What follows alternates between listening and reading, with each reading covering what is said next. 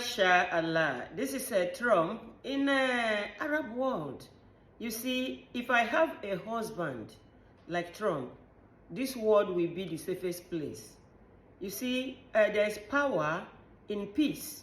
There's power in unity. There's power in everybody sitting together, solving problem.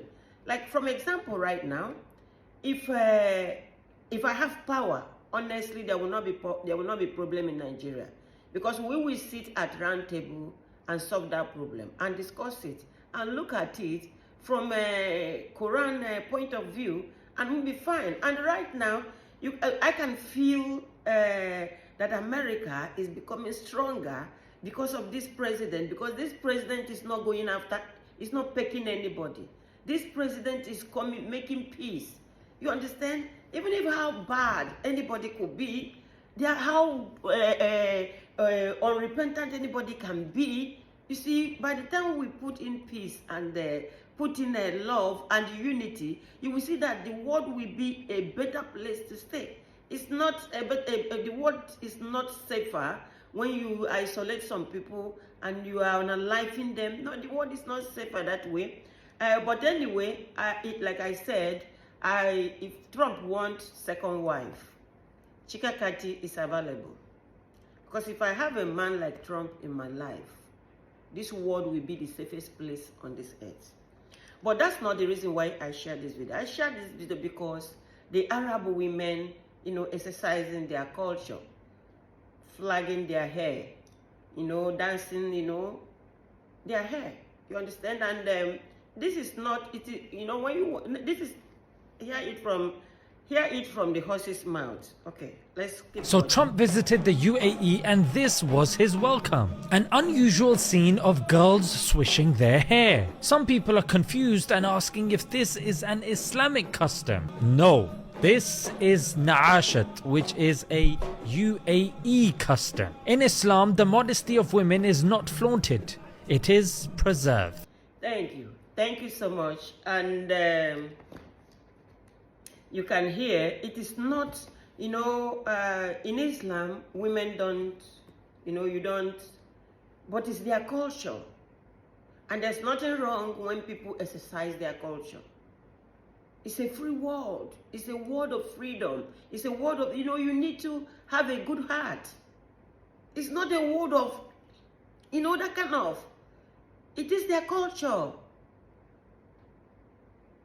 When there's time for everything, they play their culture, they enjoy their culture. There's nothing wrong in it.